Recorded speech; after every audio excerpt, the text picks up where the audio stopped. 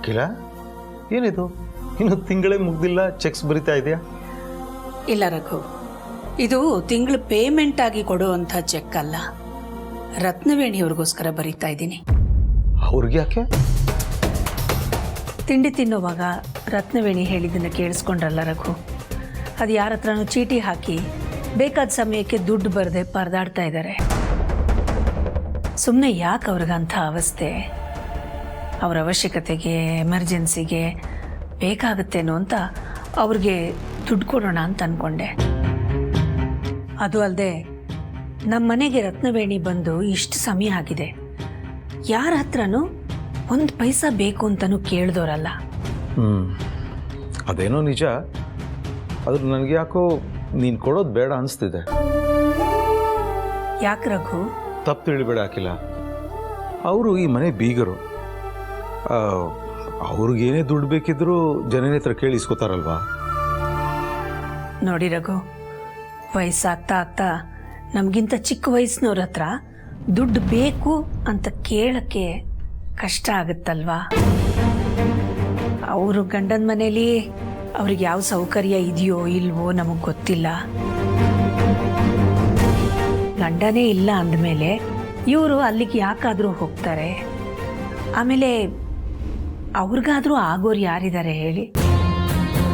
ಅವ್ರ ಖರ್ಚಿಗೆ, ಚಿಕ್ಕ ಪುಟ್ಟ ಎಮರ್ಜೆನ್ಸಿಗಳಿಗೆ ದುಡ್ಡು ಬೇಕಂತ ಕೇಳೋರಾದರೂ ಯಾರಿದ್ದಾರೆ? ಅದಕ್ಕೆ ಅವ್ರು ಕೇಳ್ತಾರೋ ಬಿಡ್ತಾರೋ, ಬೇಕೋ ಬೇಡವೋ ಪ್ರತಿ ತಿಂಗಳು ಅವ್ರಿಗೆ ಒಂದು ಚೆಕ್ ಮೂಲಕ ಪೇಮೆಂಟ್ ಕೊಟ್ಬಿಡೋಣ ಅಂತ ಅಂದ್ಕೊಂಡಿದ್ದೀನಿ. ನಿಮಗೇನು ಅಭ್ಯಂತರ ಇಲ್ಲ ಅಂದರೆ? ಅಖಿಲ, ಇನ್ನೊಬ್ರಿಗೆ ಸಹಾಯ ಮಾಡೋ ನಿನ್ನ ಗುಣ ನಾನು ಮೆಚ್ತೀನಿ. ಆದರೆ ನೀನು ದುಡ್ಡು ಕೊಡೋಕ್ಕೆ ಹೋಗ್ತಿರೋದು ಜನನಿ ಚಿಕ್ಕಮ್ಮನಿಗೆ. ಅವ್ರಿಗೆ ನಾವು ದುಡ್ಡು ಕೊಡ್ತಿದ್ದೀವಿ ಅಂತ ಜನನಿಗೇನಾದರೂ ಗೊತ್ತಾಗಿ ಬೇಜಾರು ಮಾಡಿಕೊಂಡ್ರೆ ಏನು ಮಾಡ್ತೀಯ? ಕೆಲವು ವಿಷಯಗಳಲ್ಲಿ ಜನನಿಗೆ ಹಠ ಜಾಸ್ತಿ, ಅಂದ್ಕೊಂಡಿದ್ದು ಆಗಬೇಕು ಅಂತ ಬಯಸ್ತಾಳೆ. ಅದು ಅಲ್ಲದೆ ನಾವು ರತ್ನವೇಣಿ ಅವ್ರಿಗೆ ದುಡ್ಡು ಕೊಡೋದು ಅವ್ರಿಗೆ ಅವಮಾನ ಮಾಡಿದಾಗಲ್ವಾ? ಒಂದು ವೇಳೆ ಅವ್ರಿಗೆ ದುಡ್ಡು ಕೊಡಲೇಬೇಕು ಅಂತಿದ್ರೆ ಯಾವುದಾದ್ರೂ ಪೂಜೆ ಕಾರ್ಯಕ್ರಮದಲ್ಲೋ ಹಬ್ಬದ ಫಂಕ್ಷನಲ್ಲಿ ಅರ್ಶನ ಕುಂಕುಮದ ಜೊತೆಗೆ ಕಾಣಿಕೆ ರೂಪದಲ್ಲಿ ಕೊಟ್ಟರೆ ಅದನ್ನು ಯಾರೂ ತಪ್ಪು ಅಂತ ಹೇಳೋಕ್ಕಾಗಲ್ಲ. ಜನ ಇನ್ನೂ ಸುಮ್ಮನಾಗ್ತಾಳೆ. ನಿಮ್ಮ ಮಾತು ಸರಿನೇ ರಘು, ನೀವು ಹೇಳೋದ್ರಲ್ಲೂ ಅರ್ಥ ಇದೆ. ನಾವೀಗ ದುಡ್ಡು ಕೊಟ್ಟರು ಜನನಿ ಇದನ್ನು ಹೇಗೆ ತಗೋತಾಳೆ, ಅವಳಿಗಿದು ಹಿಡಿಸುತ್ತೋ ಇಲ್ವೋ, ಯಾಕೆ ಕೊಟ್ರಿ ಅಂತ ಕೇಳಿಬಿಡ್ತಾಳೇನೋ ಅನ್ನೋ ಅಳುಕು ಕಾಡ್ತಾನೆ ಇರುತ್ತೆ ಅಲ್ವಾ? ಅದು ಅಲ್ಲದೆ ಜನನಿ ಪಾರ್ವತಿ ಥರ ಮನೋಭಾವದವಳಲ್ಲ. ಹಾಗಂತ ಅವಳು ತಪ್ಪು ಅಂತಲೂ ನಾನು ಹೇಳ್ತಾ ಇಲ್ಲ. ನೀವು ಹೇಳಿದ್ದು ಸರಿನೇ ರಘು. ಇನ್ಯಾವುದಾದ್ರೂ ಸಂದರ್ಭದಲ್ಲಿ ಕಾಣಿಕೆ ಅಂತ ಹೇಳಿ ರತ್ನವೇಣಿಗೆ ನಾನು ಕ್ಯಾಶೇ ಕೊಟ್ಬಿಡ್ತೀನಿ. ಸರಿ.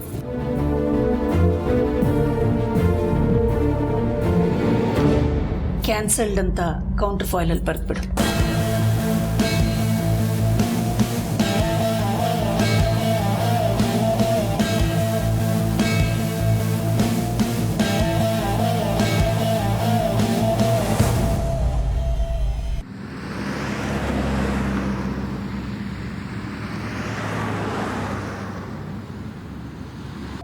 ಪುಟಾಣಿ ನಮ್ಮ ಮಗು ಅನ್ನೋ ಸತ್ಯನ ರತ್ನವೇಣಿಯವರು ತಿಳ್ಕೊಂಡಿದ್ದಾರೆ.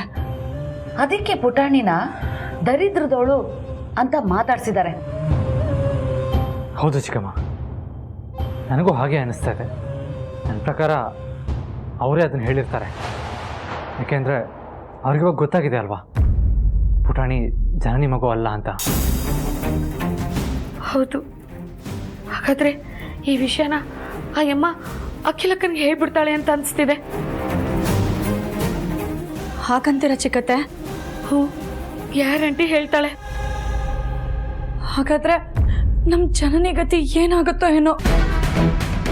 ಜನನಿನ ಅಯ್ಯೋ ದೇವ್ರೆ, ಅವಳನ್ನ ಅಕ್ಕನೇ ಸಂಭಾಳಿಸ್ಬೇಕು. ಇಲ್ಲ ಚಿಕ್ಕತ್ತೆ, ಯಾವುದೇ ಕಾರಣಕ್ಕೂ ಪುಟಾಣಿ ನನ್ನ ಮಗು ಅನ್ನೋ ವಿಷಯ ಅತ್ಯಮ್ಮಂಗೆ ಗೊತ್ತಾಗಬಾರ್ದು. ಯಾಕೆ ಪಾರ್ವತಿ? ಅತ್ಯಮ್ಮಂಗೆ ಪುಟಾಣಿ ನನ್ನ ಮಗು ಅನ್ನೋ ಸತ್ಯ ಗೊತ್ತಾದ್ರೆ ಅವ್ರು ಖಂಡಿತ ಜನನಿನ ಒಪ್ಸಿ ಪುಟಾಣಿನ ನನ್ನ ಮಡ್ಲಿಗೆ ಹಾಕ್ತಾರೆ. ಪಾಪ ಜನನಿಗೆ ತುಂಬ ದುಃಖ ಆಗುತ್ತೆ ಚಿಕ್ಕತ್ತೆ. ಆಮೇಲೆ ಅವಳ ಮನ್ಸಿನ ಸ್ಥಿಮಿತಾನೆ ಕಳ್ಕೊಂಡ್ರೆ ಕಷ್ಟ.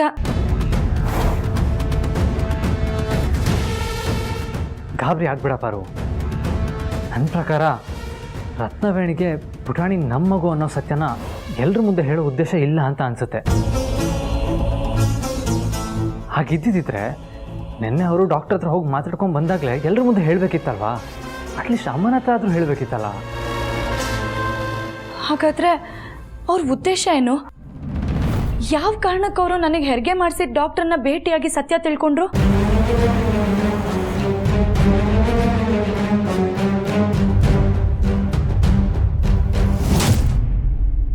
ನನ್ನ ಪ್ರಕಾರ ನೀವಿಬ್ಬರು ಪುಟಾಣಿ ಜೊತೆ ತುಂಬ ಸಲಿಗೆಯಿಂದ ಇರ್ತೀರ. ನಮ್ಮ ಮಗಳು ಅಂತ ತುಂಬ ಪ್ರೀತಿ ತೋರಿಸ್ತೀರ. ಮೊನ್ನೆ ಪಾರ್ಕಲ್ಲಿ ಮಗುನ ಬಿಟ್ಟು ಬಂದಿದ್ದಾಗ ಆದಿ ನನ್ನ ಮಗು ವಿಷಯದಲ್ಲಿ ನೀವು ಬೇಜವಾಬ್ದಾರಿನ ತೋರಿಸ್ಬೇಡಿ ಅಂತ ಜೋರು ಮಾಡ್ದ. ಅದನ್ನೆಲ್ಲ ಮನಸ್ಸಲ್ಲಿ ಇಟ್ಕೊಂಡು ಅನುಮಾನನ ಕ್ಲಿಯರ್ ಮಾಡ್ಕೊಳ್ಳೋದಕ್ಕೋಸ್ಕರ ಡಾಕ್ಟ್ರ್ ಹತ್ರ ಹೋಗಿ ನಿನ್ನ ಬಗ್ಗೆ ತುಂಬ ಸಿಂಪತಿಯಿಂದ ಮಾತಾಡಿ ಸತ್ಯನ ಬಾಯಿ ಬಿಡಿಸಿದಾಳೆ ಅಂತ ನನಗನ್ನಿಸ್ತಾ ಇದೆ. ಆ ಹೆಣ್ಣು ಸಾಮಾನ್ಯದವಳಲ್ಲ. ಅದೆಷ್ಟು ಮನೇನ ಹಾಳು ಮಾಡಿ ಇಲ್ಲಿಗೆ ಬಂದಿದ್ದಾಳೋ ಏನೋ. ಈ ದರಿದ್ರ ಬುದ್ಧಿಗೇನೆ ಅವಳು ಗಂಡ ಅವಳನ್ನ ಬಿಟ್ಟು ಓಡ್ ಹೋಗಿರೋದು.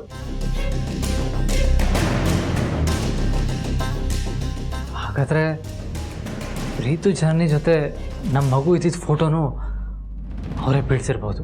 ಇರಬಹುದು ಅಲ್ಲ, ಆ ಎಮ್ಮನೇ ಮಾಡಿರೋದು.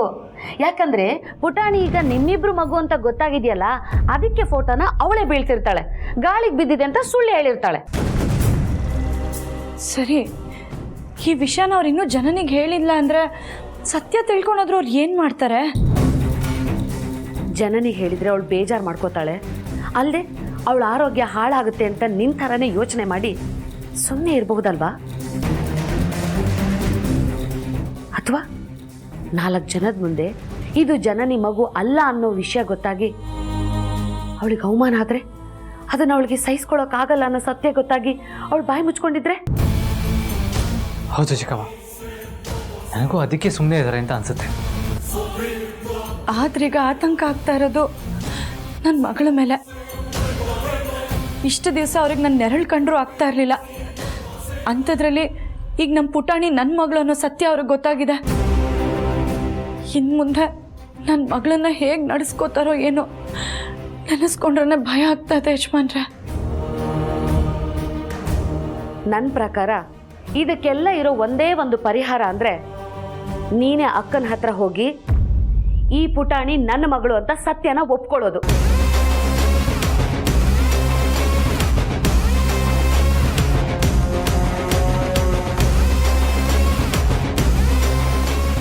ಇಲ್ಲ ಅಂದರೆ ಇವತ್ತು ದರಿದ್ರದವಳೆ ಅಂತ ನಿನ್ನ ಮಗಳನ್ನ ಮಾತಾಡ್ಸಿದ್ದಾಳೆ, ನಾಳೆ ಇನ್ನು ಯಾವ್ಯಾವ ಪದದಿಂದ ಮಾತಾಡಿಸ್ತಾಳೋ ಯಾರಿಗೆ ಗೊತ್ತು? ಅವತ್ತು ಊಟ ಕೂತಿದ್ದ ಹನುಮಂತಣ್ಣನ ಹೇಳ್ಸಿದಾಳೆ. ನಾಳೆ ನಿನ್ನ ಮಗಳಿಗಂತ ಸಂದರ್ಭ ಬರಲ್ಲ ಅಂತ ಯಾವ ಗ್ಯಾರಂಟಿ ಪಾರು?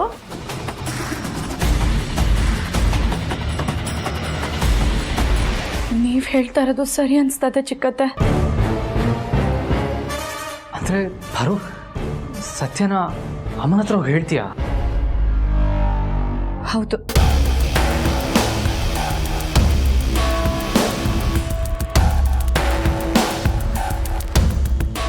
ಆದರೆ ವಿಷಯನ ಹೇಳೋದು ನಾನಲ್ಲ, ಚಿಕ್ಕತ್ತೆ.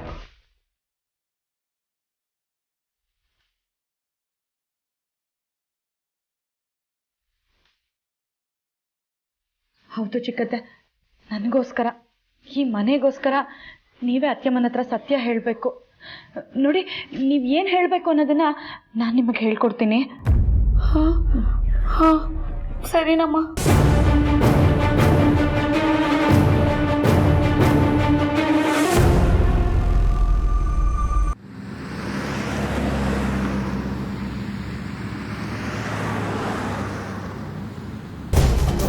ಅಕ್ಕ ಅಕ್ಕ ಅಕ್ಕ ಅಕ್ಕ ಅಕ್ಕ ಕಾಮಿನಿ, ಏನೋ ತುಂಬ ಮುಖ್ಯವಾಗಿದ್ದು ಹೇಳೋದಿದೆ ಅನ್ಸುತ್ತೆ. ಹೌದಕ್ಕ, ನಿಮ್ಗೆ ಹೇಗೆ ಗೊತ್ತಾಯ್ತು? ಸಾಧಾರಣವಾಗಿ ನೀನು ನಮ್ಮ ರೂಮಿಗೆ ಬರಲ್ಲ. ಈಗ ಹೀಗೆ ಅರ್ಜೆಂಟಾಗಿ ಬಂದಿದೀಯಾ ಅಂತಂದರೆ ಏನೋ ಮುಖ್ಯವಾದ ವಿಷಯನೇ ಇರಬೇಕು ಅಂತ ಅಂದ್ಕೊಂಡು ಕೇಳಿದೆ. ಹೌದಕ್ಕ, ಕರೆಕ್ಟಾಗಿ ಗೆಸ್ ಮಾಡಿದ್ರಿ. ನಾನಿವಾಗ ಇಲ್ಲಿಗೆ ಬಂದಿರೋದು ತುಂಬ ಮುಖ್ಯವಾದ ವಿಷಯ ಹೇಳೋದಕ್ಕೆ. ಅದೇನು ಹೇಳು.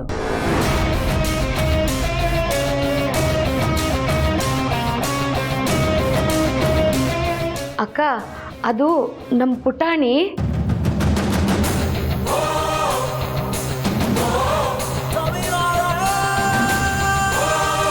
ದಾಮಿನಿ, ನೀನು ಪುಟಾಣಿ ಅಂತ ಶುರು ಮಾಡಿ ಏನು ಹೇಳದೆ ಇದ್ರೆ ನಮ್ಗೇನು ಗೊತ್ತಾಗುತ್ತೆ? ಮುಂದುವರ್ಸು, ಹೇಳು. ನಮ್ಮ ಪಾರ್ವತಿ ಹತ್ರ ಪುಟಾಣಿನ ಬಿಡೋಕೆ ರತ್ನವೇಣಿಯವ್ರಿಗೆ ಇಷ್ಟ ಇಲ್ಲ ಅನ್ಸುತ್ತಕ್ಕ. ಅದು ಅಲ್ಲದೆ ನಮ್ಮ ಪಾರ್ವತಿನ ಕಂಡ್ರೆ ಆ ರತ್ನವೇಣಿಯವ್ರಿಗೆ ಆಗೋದೇ ಇಲ್ಲ. ಆ ರತ್ನವೇಣಿಯವ್ರು ಬಂದ್ಮೇಲೆ ನಮ್ಮ ಜನನಿ ಮತ್ತೆ ಪಾರ್ವತಿ ಮಧ್ಯೆ ಮನಸ್ತಾಪ ಬಂದಿರೋದಕ್ಕ.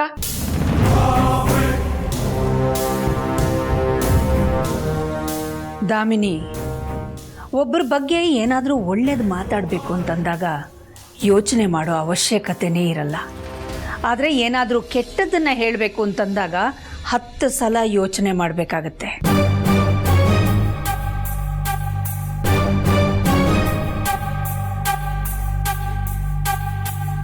ಪಾಪ ರತ್ನವೇಣಿಗೆ ಅವ್ರ ಗಂಡನ ಮನೇಲಿ ಯಾವ ಅನುಕೂಲನೂ ಇಲ್ಲ. ಅಲ್ಲಿ ಜನ ಇವ್ರ ಜೊತೆ ಹೇಗೆ ನಡ್ಕೋತಾರೋ ನಮಗೆ ಗೊತ್ತೂ ಇಲ್ಲ. ತನು ಅಂತ ಆಗೋರು ಯಾರೂ ಇಲ್ಲ. ಅದಕ್ಕೆ ನಮ್ಮ ಮನೆಗೆ ಬಂದಿದ್ದಾರೆ, ಎಲ್ಲರ ಜೊತೆ ಬೆರ್ತು ಹೋಗಿದ್ದಾರೆ. ಈಗ ಅವ್ರು ಈ ಥರ ಎಲ್ಲ ನಡ್ಕೋತಿದ್ದಾರೆ ಅಂತ ಹೇಳೋದಕ್ಕೆ ನಿನ್ನ ಹತ್ರ ಏನಾದರೂ ಸಾಕ್ಷಿ ಇದೆಯಾ? ಏನು ಇಲ್ಲದೆ ಸುಮ್ಮನೆ ಬಂದು ಅದು ಹೇಗೆ ಕಂಪ್ಲೇಂಟ್ ಮಾಡ್ತೀಯಾ? ಹಾಗೇನಾದರೂ ಇದ್ದಿದ್ರೆ ಪಾರ್ವತಿನೇ ಡೈರೆಕ್ಟಾಗಿ ನನ್ನ ಹತ್ರ ಬಂದು ಹೇಳಿರೋಳಲ್ಲ. ಅಖಿಲ, ಅದು ಏನೇ ಆಗಿದ್ರು ದಾಮಿನಿ ಯಾಕೆ ಸುಳ್ಳು ಹೇಳ್ತಾಳೆ? ಹೌದಕ್ಕ, ನಾನು ಗಮನಿಸಿರೋ ಪ್ರಕಾರ ಪಾರ್ವತಿನಾಗ್ಲಿ ನಮ್ಮ ಪುಟಾಣಿನಾಗ್ಲಿ ಕಂಡ್ರೆ ಅವ್ರಿಗೆ ಆಗೋದೇ ಇಲ್ಲ. ಏನು ಹೇಳ್ತಾ ಇದೀಯ ದಾಮಿನಿ? ನಮ್ಮ ಪುಟಾಣಿನ ಕಂಡ್ರೆ ರತ್ನವೇಣಿಗಾಗಲ್ವಾ? ಹೌದಕ್ಕ. ಯಾಕೆ? ಯಾಕೆ ಅಂತ ಗೊತ್ತಿಲ್ಲ. ನಮ್ಮ ಪುಟಾಣಿ ಅವ್ರಿಗೂ ಮೊಮ್ಮಗುನೇ ಆದರೂ ಪುಟಾಣಿ ಬಗ್ಗೆ ತುಂಬ ತಾತ್ಸಾರದಿಂದ ನಡ್ಕೋತಾರಕ್ಕ. ಮೊನ್ನೆ ಪಾರ್ಕಲ್ಲಿ ಮಗು ಕಳೆದೋಯ್ತಲ್ಲ, ಅದಕ್ಕೂ ಅವ್ರ ಅಸಡ್ಡೆನೇ ಕಾರಣ. ಅದ್ರ ಬಗ್ಗೆ ಅವ್ರಿಗೆ ಸ್ವಲ್ಪನೂ ಪಶ್ಚಾತ್ತಾಪದ ಭಾವನೆನೇ ಇಲ್ಲ. ಪಾರ್ವತಿ ಮೇಲೆ ಏನಾದರೂ ಕೋಪ ತೋರಿಸಿದ್ರೆ ಅವಳು ಸುಮ್ಮನಾಗ್ಬಿಡ್ತಾಳೆ. ಆದರೆ ಪಾಪ ಪುಟಾಣಿಗೆ ಅವಳಿಗೆ ಏನಕ್ಕ ಗೊತ್ತಾಗುತ್ತೆ?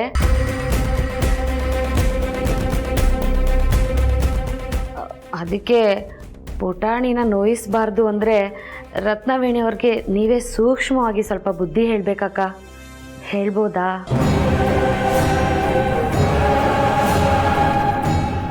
ದಾಮಿನಿ, ನಿನ್ನೊಬ್ಳು ಮಾತನ್ನ ಕೇಳಿ ಅದನ್ನೇ ಸತ್ಯ ಅಂತ ನಂಬಿಕೊಂಡು ರತ್ನವೇಣಿಗೆ ಬುದ್ಧಿ ಹೇಳಕ್ಕಾಗಲ್ಲ. ಮತ್ತೆ ಈಗೇನು ಮಾಡ್ತೀಯ ಅಖಿಲ?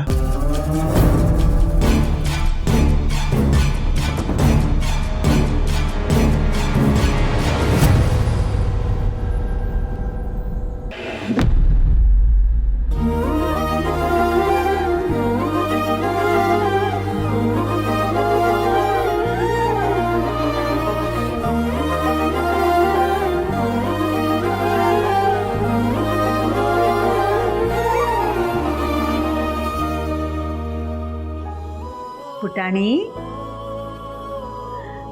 ಎಷ್ಟು ಚೆನ್ನಾಗಿದೆ ನಿನ್ ಚಿಟ್ಟೆ ಜುಟ್ಟು. ಏನ್ ಮಾಡ್ತಾ ಇದೀಯಾ?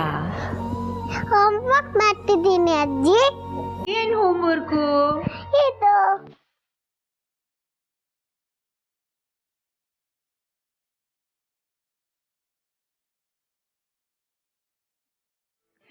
ನಿನ್ನಷ್ಟೇ ಮುದ್ದಾಗಿ ಬರ್ದಿದೀಯಾ. ಪಾರು, ನನ್ನ ಹೋಮ್ವರ್ಕ್ ಎಲ್ಲ ಆಯ್ತು, ಆಟ ಆಡ್ಲಾ? ಸರಿ ಕಂದ.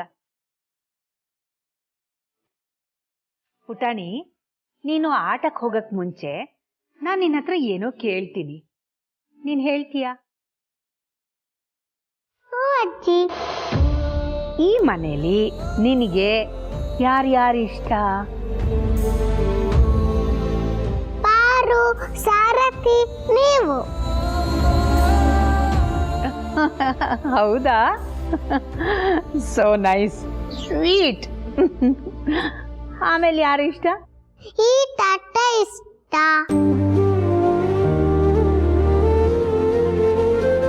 ಆಮೇಲೆ ಅಂಬಾರಿ ತಟ್ಟೆ ಇಷ್ಟ.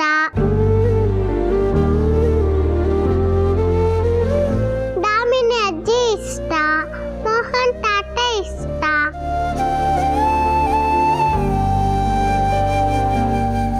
ಗನಿ ಮಾಮ ಇಷ್ಟ. ಅಪ್ಪ ಅಮ್ಮ? ಮಮ್ಮಿ ಯಾವಾಗ್ಲೂ ಇಷ್ಟ. ರತ್ನವೇಣಿ ಅಜ್ಜಿನೂ ಇಷ್ಟ ತಾನೇ?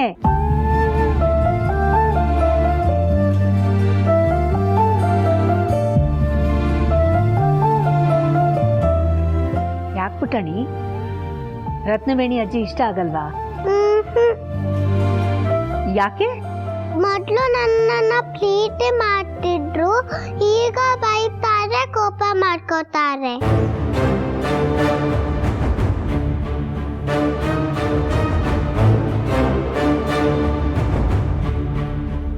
ಈಗ್ಲೂ ಅವ್ರಂದ್ರೆ ನಂಗೆ ಇಷ್ಟನೇ, ಆದ್ರೆ ನಾನಂದ್ರೆ ಅವ್ರಿಗೆ ಇಷ್ಟ ಇಲ್ಲ. ಏನ್ ಮಾಡ್ಲಿ?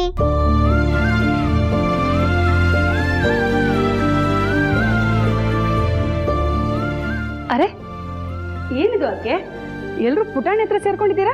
ಹಾ ರತ್ನವೇಣಿ, ಮಗುನ ಈ ಮನೇಲಿ ನಿನಗೆ ಯಾರ್ಯಾರು ಇಷ್ಟ ಅಂತ ಕೇಳ್ತಾ ಇದ್ದೆ. ಎಲ್ಲರೂ ಇಷ್ಟ ಅಂತ ಹೇಳ್ತಾ ಇದ್ಲು. ಆದರೆ ಓಹೋ, ಅಂದರೆ ನಾನು ಇಷ್ಟ ಇಲ್ಲ ಅಂತ ಅಂದ್ಬಿಟ್ಲಾ? ಅದಕ್ಕೆ ಆದರೆ ಅಂತ ಹೇಳ್ತಾ ಹೇಳ್ತಾ ನಿಲ್ಲಿಸ್ಬಿಟ್ರಲ್ಲ, ಅದೇನು ಅಂತ ಹೇಳಿ. ಅದಕ್ಕೆ ರತ್ನವೇಣಿ ಅಜ್ಜಿ ಅಂದರೆ ತುಂಬ ಇಷ್ಟ ಅಂತ ಹೇಳ್ತಾ ಇದ್ಲು ನಮ್ಮ ಪುಟಾಣಿ.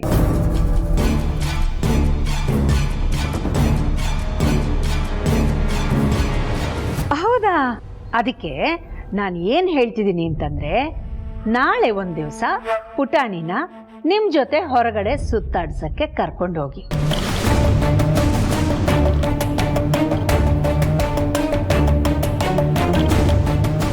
ದಿನ ಪೂರ್ತಿ ಸುತ್ತಾಡಿ, ಮಗುಗೇನು ಇಷ್ಟನೋ ತಿನ್ನಿಸಿ, ಆಟದ ಸಾಮಾನು ಏನು ಕೇಳ್ತಾಳೋ ಅದನ್ನೆಲ್ಲ ಕೊಡಿಸಿ, ಸಂಜೆ ಹೊತ್ತಿಗೆ ಹುಷಾರಾಗಿ ಮನೆ ಕರ್ಕೊಂಡು ಬನ್ನಿ. ಓಕೆನಾ? ಅಯ್ಯೋ ನಾನಾ? ಯಾಕೆ ರತ್ನವೇಣಿ, ನಿಮ್ಮ ಮುದ್ದಿನ ಮೊಮ್ಮಗಳನ್ನ ಹೊರಗಡೆ ಸುತ್ತಾಡ್ಸೋಕ್ಕೆ ನಿಮ್ಗೆ ಇಷ್ಟ ಇಲ್ವಾ? ಚಚೆ, ಹಾಗಲ್ಲ ಅದಕ್ಕೆ, ಇಷ್ಟನೇ. ಆದರೆ ನನ್ನೊಬ್ಳೆ ಪಾಪ ಈ ಎಳೆ ಕೂಸನ್ನ ಈ ಉರಿ ಬಿಸಿಲಲ್ಲಿ ಹೇಗೆ ಕರ್ಕೊಂಡು ಹೋಗ್ಲಿ ಅಂತ. ಅಯ್ಯೋ ರತ್ನವೇಣಿ, ಬಿಸಿಲಲ್ಲಿ ಕರ್ಕೊಂಡು ಹೋಗಿ ಅಂತ ನಾನೆಲ್ಲಿ ಹೇಳಿದೆ? ಕಾರಲ್ಲಿ ಕರ್ಕೊಂಡು ಹೋಗಿ. ಕಾರಲ್ಲಿ AC ಇರುತ್ತೆ. ಹೊರಗಡೆ ಸುತ್ತಾಡೋವಾಗ ಒಂದು ಪುಟ್ಟ ಛತ್ರಿ ಕೊಡಿ, ಆವಾಗ ಬಿಸಿಲು ತಾಗಲ್ಲ. ಅದಕ್ಕೆ ಏನೇನು ಬೇಕೋ ಎಲ್ಲ ಕೊಡಿಸ್ಬೇಕು. ಅವಳಿಗಿಷ್ಟವಾದ ಜಾಗ, ತಿಂಡಿ ಎಲ್ಲ ನಿಮಗೆ ಗೊತ್ತಲ್ಲ. ಆಗಲ್ಲ ಅಂತ ಮಾತ್ರ ಹೇಳಬೇಡಿ. ನೀವು ಹೇಳಿದ್ಮೇಲೆ ನಾನು ಆಗಲ್ಲ ಅಂತ ಹೇಳೋಕ್ಕಾಗತ್ತಾ? ಅದಕ್ಕೆ ಕರ್ಕೊಂಡು ಹೋಗ್ತೀನಿ. ಅದಕ್ಕೆ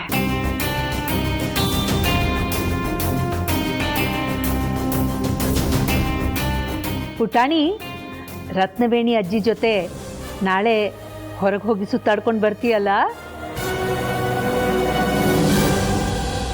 ಮಗುಗೇನಂತೆ, ಅವಳು ಬರ್ತಾಳೆ. ಪುಟಾಣಿನ ಕರ್ಕೊಂಡು ಹೋಗಿ.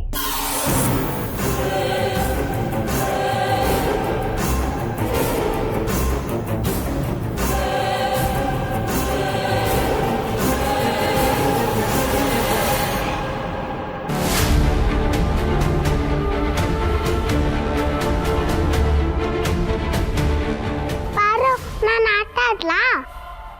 ಸರಿ ಕಂದ.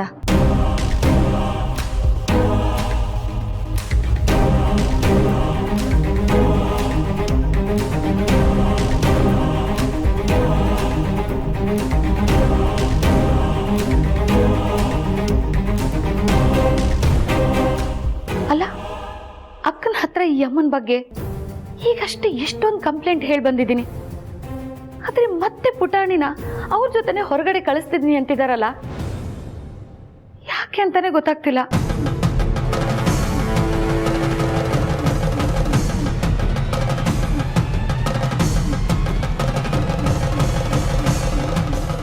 ನೀಲನ ಮನಸ್ಸಲ್ಲಿ ಏನಿದೆ ಅಂತ ಗೊತ್ತಾಗ್ತಾ ಇಲ್ಲ.